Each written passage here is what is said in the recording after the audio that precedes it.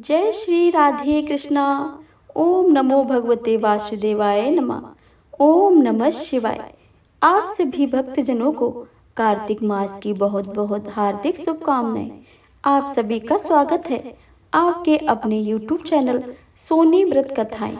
प्रिय श्रोताओं, आज आप सभी सुनेंगे कार्तिक मास अध्याय 5 और 6 की कथा।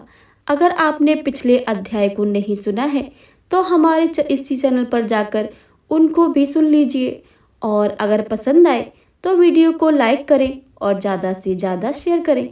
आइए सुनते हैं आज के अध्याय की कथा। तो प्रेम से बोलिए भगवान विष्णु की जय, माता लक्ष्मी की जय, भगवान राय दामोदर की जय। प्रभु मुझे सहारा है तेरा, जग के पालनहार, कार्तिक मास महत्म की कथा करूं विस्तार। राजा पृथु बोले, हे नारद जी, आपने कार्तिक मास में स्नान का फल कहा है, अब आप अन्य मासों में विधि पूर्वक स्नान करने की विधि, नियम और उद्यापन की विधि भी बतलाइए। देवर्षि नारद जी कहने लगे, हे राजन, आप भगवान विष्णु के अंश से उत्पन्न हैं, अतः यह बात आपको ज्ञात ही है, फिर भी आपको यथाचित विधान बतलाता हूँ। अश्विन माह में शुक्ल पक्ष की एकादशी से कार्तिक के व्रत करने चाहिए। ब्रह्म मुहूर्त में उठकर जल का पात्र लेकर गांव से बाहर पूर्व अथवा उत्तर दिशा में जाना चाहिए। उसके बाद जो मनुष्य मुख शुद्धि नहीं करता है उसे किसी भी मंत्र का फल प्राप्त नहीं होता है, अतः दांत और जीभ को पूर्ण रूप से शुद्ध करना चाहिए और मंत्र का उच्चारण करते हुए दातुनी तोड़नी चाहिए। मंत्र का उच्चारण कुछ इस प्रकार है। हे वनस्पते, आप मुझे आयु, कीर्ति, तेज, प्रजा, पशु, संपत्ति, महाज्ञान, बुद्धि और विद्या प्रदान करो। इस प्रकार उच्चारण करके वृक्ष के 12 अंगुल की दातुन लें। दूध वाले वृक्षों से दातुन नहीं लेनी चाहिए। इसी प्रकार कपास, कांटेदार वृक्ष तथा जले हुए वृक्ष से दातुन नहीं लेनी चाहिए। जिससे उत्तम गंध आती हो और जिसकी टहनी कोमल हो, ऐसे ही वृक्ष से दंत धावन ग्रहण करनी चाहिए।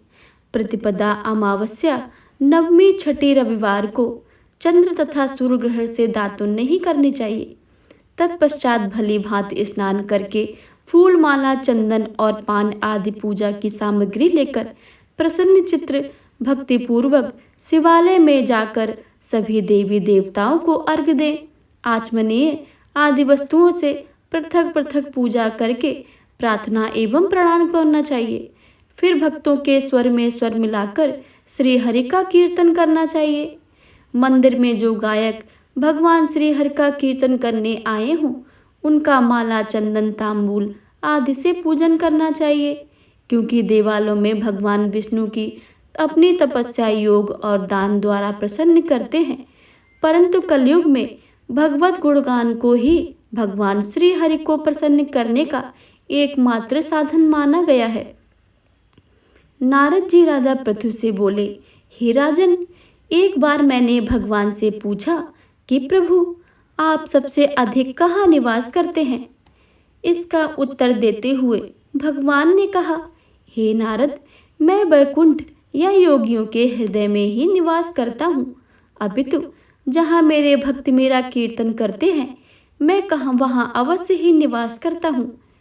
जो मनुष्य चंदन माला आदि से मेरे भक्तों का पूजन करते हैं उनसे मेरी ऐसी प्रीति है जैसे कि मेरे पूजन में भी कोई नहीं हो सकती है। नारद जी ने फिर कहा, सिरिस, धतूरा, गिरजा, चमेली, केसर, कंदार और कटहल के फूलों व चावलों के से भगवान विष्णु की पूजा नहीं करनी चाहिए। अड़हल, कंद, गिरिस, जूही, मालती और केवड़ा के पुष्पों से भगवान शंकर की पूजा नहीं करनी चाहिए। जिन देवताओं की पूजा में जो फूल निर्दिष्ट हैं उन्हीं से उनका पूजन करना चाहिए। पूजन समाप्ति के बाद भगवान से क्षमा प्रार्थना करनी चाहिए। हे ईश्वरेश्वर, हे देव, ना मैं मंत्र जानता हूँ ना मैं क्रिया जानता हूँ, मैं भक्ति से ही हीन हूँ। मैंने जो कुछ भी आपकी पूजा की है उसे आप पूरा करें। ऐसी प्रार्थना करने के पश्चात साष्टांग प्रणाम करके भगवत कीर्तन करना चाहिए, श्री हरि की कथा सुननी चाहिए और प्रसाद ग्रहण करना चाहिए। जो मनुष्य इस विधि के अनुसार कार्तिक का व्रत और अनुष्ठान करते हैं, वह जगत के सभी सुखों को भोगते हुए अंत में मुक्ति को प्राप्त करते हैं। प्रकार 5वां अध्याय समाप्त हुआ।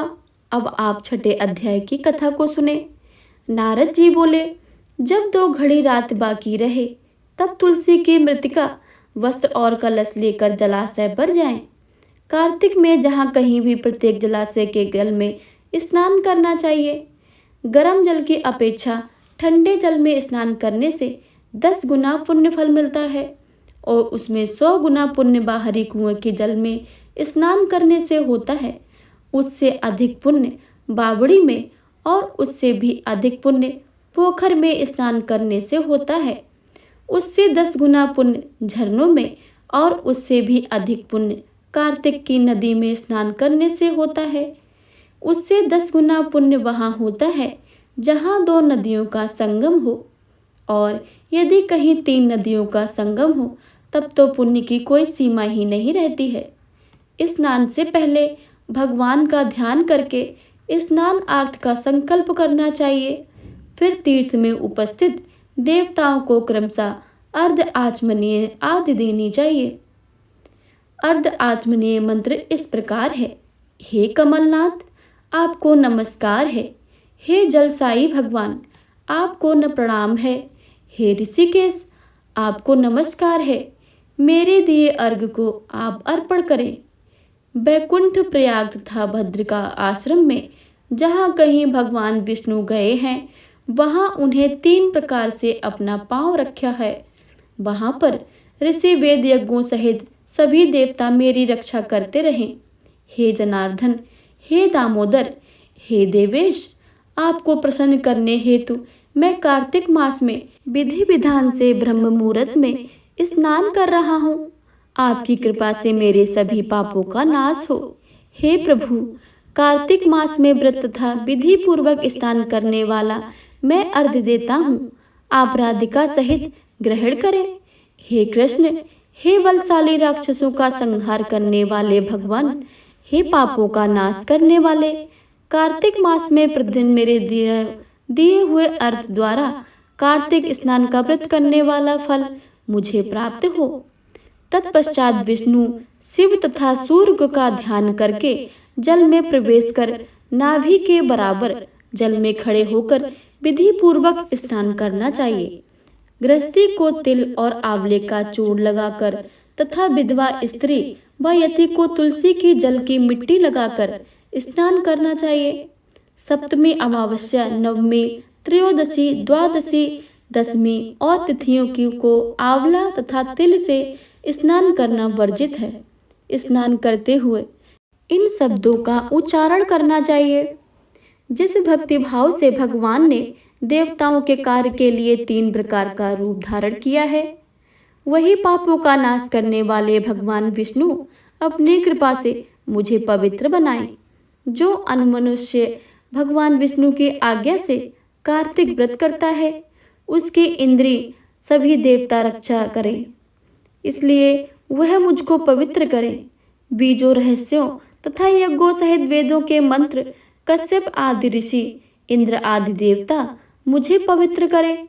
आदित्य आदि सभी नारियां, यज्ञ सिद्धि सर्प और समस्त औषधियों तथा तीनों लोके के पहाड़ मुझे पवित्र करें। इस प्रकार स्नान करने के बाद मनुष्य को हाथ में पवित्री धारण करके देवता, ऋषि, मनुष्यों तथा पितरों को विधि पूर्वक तर्पण करना चाहिए। तर्पण करते समय तर्पण में जितने तिल रहते हैं, उतने वर्ष पर्यंत व्रती के पितृगण स्वर्ग में वास करते हैं। उसके बाद व्रती को जल से निकलकर शुद्ध वस्त्र धारण करने चाहिए। सभी तीर्थों के सारे कार्यों से निवृत्त होकर पुनः भगवान विष्णु का पूजन करना चाहिए।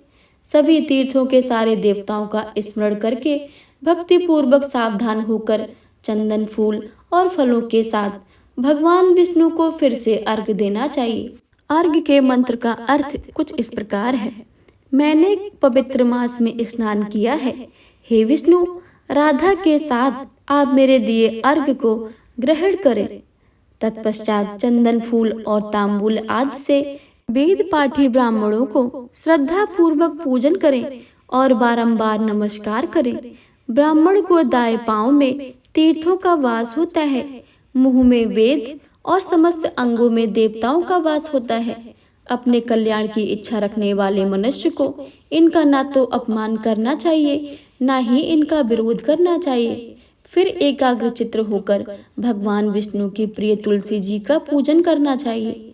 उनकी परिक्रमा करके उनको प्रणाम करना चाहिए। हे देवी तुलसी, देवताओं ने ही प्राचीन काल में तुम्हारा निर्माण किया है और ऋषियों ने तुम्हारी पूजा की है। विष्णु प्रिया तुलसी, आपको मेरा नमस्कार है। आप मेरे समस्त पापों को नष्ट कर दो। इस प्रकार जो मनुष्य भक्ति पूर्वक कार्तिक व्रत का अनुष्ठान करता है, वे संसार के सुखों को भोग कर अंत में मोक्ष को प्राप्त करते हैं। तो प्रिय भक्तों, यह था आज का अध्याय। इससे आगे की कथा आप आने वाले अध्याय में अवश्य ही सुने। अगर आपको यह वीडियो पसंद आई हो तो वीडियो को लाइक करें और ज़्यादा से ज़्यादा शेयर करें। कमेंट बॉक्स में भगवान विष्णु की जय लिखना बिल्कुल भी मत भूलिएगा। अगर आप कार्तिक माह स्नान कर रहे हैं तो हमारे इस चैनल को सब्सक्राइब अवश्य कर लें और साथ ही साथ बेल आइकन को दबा लें, ताकि आने वाली कार्तिक मास की सभी कथाएं सबसे पहले आपके पास पहुंचे। आइए मिलते हैं अगली वीडियो में, तब तक के लिए जय श्री राधे कृष्णा। जय कार्तिक महाराज की जय। जय विष्णु भगवान की जय।